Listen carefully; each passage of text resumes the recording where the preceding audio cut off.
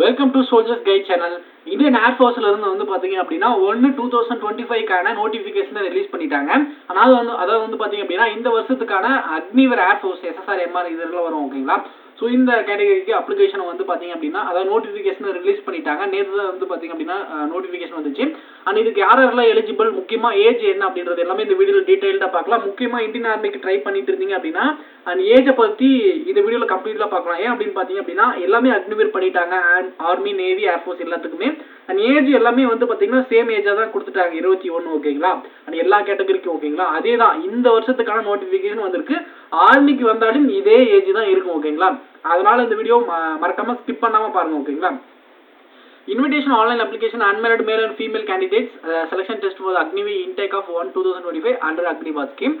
Online registration, அதாவது நீங்க application எப்போ ஸ்டார்ட் ஆகும் அப்படின்னு பாத்தீங்க அப்படின்னா 17 ஜனவரியில இருந்து வந்து பாத்தீங்க அப்படின்னா 6 பிப்ரவரி வரை வந்து பாத்தீங்கன்னா நீங்க அப்ளிகேஷன் வந்து பாத்தீங்க ஆன்லைன்ல அப்ளை பண்ணிக்கலாம். ஆன்லைன் எக்ஸாமுக்கான டேட் வந்து பாத்தீங்க அப்படின்னா 17 மார்ச் 2024 ஓகேங்களா கொடுத்துருக்காங்க. அண்ட் இதுக்கான செலக்ஷன் ப்ரொசீஜர், அதுக்கப்புறம் வந்து பாத்தீங்க அப்படின்னா அப்ளிகேஷனே வந்து பாத்தீங்க அப்படின்னா இவங்களோட வெப்சைட்ல வந்து பாத்தீங்கன்னா நீங்க அப்ளை பண்றதுக்கான இன்டிமேஷன் எல்லாமே கொடுத்துருக்காங்க. அண்ட் ஏஜை பொறுத்தவரையும் வந்து பாத்தீங்கன்னா டேட் ஆஃப் பர்த் வந்து பாத்தீங்க அப்படின்னா 2 ஜனவரி 2004 இருந்து 2 ஜூலை 2007க்குள்ள பிறந்திருந்தீங்க அப்படின்னா இதுக்கு நீங்க அப்ளை பண்ணிக்கலாம். அதாவது வந்து பாத்தீங்க அப்படின்னா என்ன சொல்லியிருக்காங்க அப்படின்னா in case of candidate clears all the stages of the selection procedure then upper age limit and date enrollment should be 21 years. உங்களுக்கு வந்து பாத்தீங்க அப்படின்னா இந்த ஸ்கீம் இந்த அப்ளிகேஷன் முடிஞ்சு இந்த செலக்ஷன் ப்ரொசீஜர் முடிக்கிறதுக்குள்ள உங்களுக்கு 21 வயசுக்குள்ள இருக்கணும் ஓகேங்களா. அதான் வந்து மென்ஷன் பண்ணியிருக்காங்க. 18 வயசுல இருந்து 21 வயசுக்குள்ள இருந்தீங்க அப்படின்னா தான் அப்ளை பண்ண முடியும் ஓகேங்களா. ஆர்மிக்கும் இதே ஏஜ் தான் வரும். இதுல எந்த ஒரு மாற்றமும் எதுவும் கிடையாது ஓகேங்களா. இது முழுக்க வந்து பாத்தீங்க அப்படின்னா only unmarried male and female candidate, male and female ரெண்டு பேருமே இதுக்கு அப்ளை பண்ணலாம் ஓகேங்களா.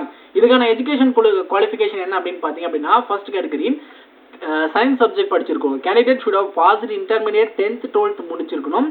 Mathematics, physics, English and from the education recognised board of central state. அதாவது வந்து பாத்தீங்க அப்படின்னா மேக்ஸ், பிசிக்ஸ், இங்கிலீஷ் இது ஒரு சப்ஜெக்டா எடுத்து படிச்சிருக்கணும். 50% ஓவரால் மார்க் இருக்கணும். இங்கிலீஷ்ல மட்டும் 50% மார்க் இருக்கணும். இது கொடுத்துருக்காங்க. அப்படி இல்லை அப்படின்னா 3 இயர் டிப்ளமோ கோர்ஸ் முடிச்சிருக்கணும் இன்ஜினியரிங்ல.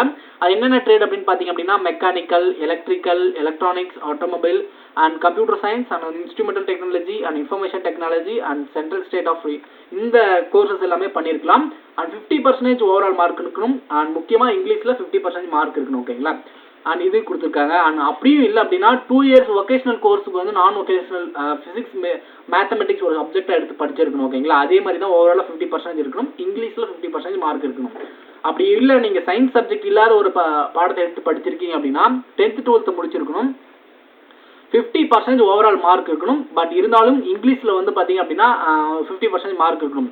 அப்படி இல்லை அப்படின்னா passed 2 year vocational courses of 50% of இதுவும் வந்து பாத்தீங்கன்னா சேம் தான். இந்த நோட்டிபிகேஷனை கீழே டெலகிராம் சேனல் நம்மளோட டிஸ்கிரிப்ஷன்ல வந்து பாத்தீங்கன்னா அவைலபிளா இருக்கு. அதில் ஜாயின் பண்ணீங்க அப்படின்னா இந்த நோட்டிபிகேஷன் நம்ம டெலகிராம் சேனல்ல அப்லோட் பண்றேன். அதில் டவுன்லோட் பண்ணி பார்த்துக்கோங்க. உங்களுக்கு ஏதாவது டவுட்ஸ் இருந்தாலும் அதில் பார்த்துக்கலாம். இதுக்கான ஹைட் என்ன ப்ரோ அப்படின்னு பார்த்தீங்க அப்படின்னா ஹைட்டை பொறுத்தவரை மேல் கேண்டிடேட்க்கு 150 to 5 cm வந்து பார்த்தீங்கன்னா ஹைட். அண்ட் ஃபீமேல் கேண்டிடேட்க்கு வந்து பார்த்தீங்க அப்படின்னா 152 cm ஹைட் இருக்கு ஓகேங்களா. ஸோ இது வந்து பார்த்தீங்க அப்படின்னா நார்த்து, அதுக்கப்புறம் ஹில் அந்த மாதிரி இடத்துல இருந்தீங்க அப்படின்னா 147 கொடுத்துருக்காங்க ஓகேங்களா. ஸோ வெயிட் பொறுத்தவரையும் proportion to the height and age, அதாவது நம்ம ஆர்மிலாம் அளந்துருப்பாங்க. அண்ட் பிஎம்ஐன்னு சொல்லுவாங்க, ஹைட்டுக்கு தகுந்த வெயிட். அந்த மாதிரி உங்களோட ஏஜுக்கு தகுந்த மாதிரி வந்து பார்த்தீங்கன்னா என்ன ஹைட் இருக்கும் அப்படின்றத நீங்கள் கூகுளில் போட்டாவே வந்துடும். பிஎம்ஐன்னு போட்டிங்க அப்படின்னா வந்துடும். ஃபார் மேல் candidate the chest will be should have proportional minimum chest. Minimum வந்து பார்த்தீங்க அப்படின்னா மேல் கேண்டிடேட்டுக்கு 77 cm செஸ்ட் இருக்கணும். எக்ஸ்பென்ஷன் பண்ணும்போது 5 cm வந்து பார்த்தீங்கன்னா எக்ஸ்பென்ஷன் பண்ணணும். ஃபீமேல் கேண்டிடேட்டுக்கு வந்து பார்த்தீங்க அப்படின்னா expansion of 5 cm. For female candidate, the chest should will proportional and will developed with minimum range of expansion of 5 cm. And இது வந்து பார்த்தீங்க அப்படின்னா நீங்கள் ஃபீமேல் கேண்டிடேட்டாக இருந்தீங்க அப்படின்னா நோட்டிஃபிகேஷன் டவுன்லோட் பண்ணி கிளியராக பார்த்துக்கோங்க. அண்ட் மெடிக்கலை பொறுத்தவரை ஹியரிங் வந்து பார்த்தீங்கன்னா கரெக்டாக இருக்கணும், காது கரெக்டாக இருக்கணும், டென்டலும் கரெக்டாக இருக்கணும். அண்ட் கண்ணை பொறுத்தவரை 6/12 இந்த 6/6 இந்த மாதிரி ஒவ்வொரு கண்ணில் ஒன்று இருக்கணும். இதை வந்து பார்த்தீங்க அப்படின்னா நீங்கள் செக் பண்ணிக்கோங்க ஓகேங்களா.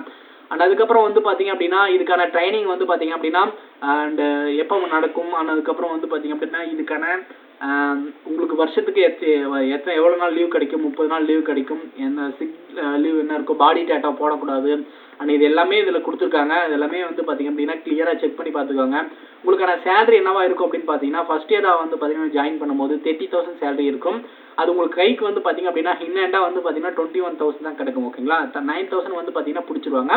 9,000 எதுக்காக பிடிப்பாங்க அப்படின்னா உங்களுக்கு கடைசியில் சேவா நிதி அப்படின்னு சொல்லி அந்த ஒரு காசில் வந்து பார்த்தீங்கன்னா சேர்ந்து வரும். ஓகேங்களா? செகண்ட் இயரில் 33,000 வரும். அதில் உங்களுக்கு கைக்கு 23,000 தான் வரும். 9,000 பிடிச்சிருவாங்க. தேர்ட் இயர் வந்து பார்த்தீங்கன்னா 36,500 வரும். 25,550 வந்து பார்த்தீங்கன்னா கைக்கு கிடைக்கும். அண்ட் ஃபோர்த் இயர் வந்து பார்த்தீங்கன்னா 40,000 வந்து பார்த்தீங்கன்னா உங்களோட சேலரியாக இருக்கும். அண்ட் கைக்கு வந்து பார்த்தீங்க அப்படின்னா 28,000 தான் கிடைக்கும். ஓகேங்களா? இதெல்லாம் மீதி இருக்கிறது எல்லாமே பிடிச்சி உங்களுக்கு வந்து பார்த்தீங்க அப்படின்னா 5 lakh உங்களோட இந்த அமௌண்ட் பிடிச்சது போக 5 lakh வித்து அவங்க ஒரு 5 lakh கொடுத்து 10.4 lakh வந்து பார்த்தீங்க அப்படின்னா சேவா நிதி பேக்கேஜாக வந்து பார்த்தீங்கன்னா உங்களுக்கு கொடுத்து 4 இயர் வந்து பார்த்தீங்கன்னா 4 இயர் மட்டும்தான் வந்து பார்த்தீங்கன்னா இதில் சர்வ் பண்ண முடியும். ஆல்ரெடி வந்து பார்த்தீங்க அப்படின்னா அக்னிவீர்னா என்ன அப்படின்றத தெரிஞ்சிருக்கும். புதுசாக யாராவது ட்ரை பண்ணுறீங்க அப்படின்னா கண்டிப்பாக தெரிஞ்சுக்கோங்க. 4 இயர் மட்டும் தான் நீங்கள் வந்து பார்த்தீங்கன்னா சர்வீஸ் பண்ண முடியும். அதுக்கப்புறம் வந்து பார்த்தீங்கன்னா சர்வீஸ் பண்ணுறது வந்து பார்த்தீங்கன்னா அவங்க யாரை செலக்ட் பண்ணுறாங்களோ உங்கள் 4 இயர்ஸில் வந்து பார்த்தீங்க அப்படின்னா அவங்களோட இது எல்லாமே பார்த்துட்டு அதை செலக்ட் பண்ணுறவங்க மட்டும் தான் வந்து பார்த்தீங்கன்னா நெக்ஸ்ட் நீங்கள் பர்மனெண்ட் ஆகல அப்படின்றத அவங்க மென்ஷன் பண்ணுவாங்க. ஓகேங்களா? இதுக்கான எக்ஸாமினேஷன் வந்து பார்த்தீங்க அப்படின்னா ஆன்லைன் டெஸ்ட் தான் நடக்கும். சயின்ஸ் சப்ஜெக்ட்டில் வந்து பார்த்தீங்க அப்படின்னா டோட்டல் டியூரேஷன் 60 minutes இருக்கும். ஃபிசிக்ஸ், மேத்தமெட்டிக்ஸ், இங்கிலீஷ் அப்புறம் 10th சிபிஎஸ்சி சிலபஸ் தான் வந்து பார்த்தீங்க அப்படின்னா எக்ஸாம் பேட்டர்னாக இருக்கும். அதர் தன் சயின்ஸ் சப்ஜெக்டாக இருந்தீங்க அப்படின்னா 45 minutes வந்து பார்த்தீங்கன்னா எக்ஸாம் நடக்கும். அண்ட் இங்கிலீஷை பொறுத்தவரையும் 10th 12th முடிச்சு சிபிஎஸ்சி எல்லாமே சிபிஎஸ்சி லெவல் எக்ஸாமாக தான் இருக்கும். அண்ட் ரீசனிங், ஜெனரல் அவேர்னஸில் ராகா அப்படின்னு ஒரு சப்ஜெக்ட் வரும். ஓகேங்களா? ஸோ இது எல்லாமே வந்து பார்த்தீங்கன்னா இருக்கும். அண்ட் நீங்கள் நோட்டிஃபிகேஷனை கிளியராக டவுன்லோட் பண்ணி பார்த்துக்கோங்க.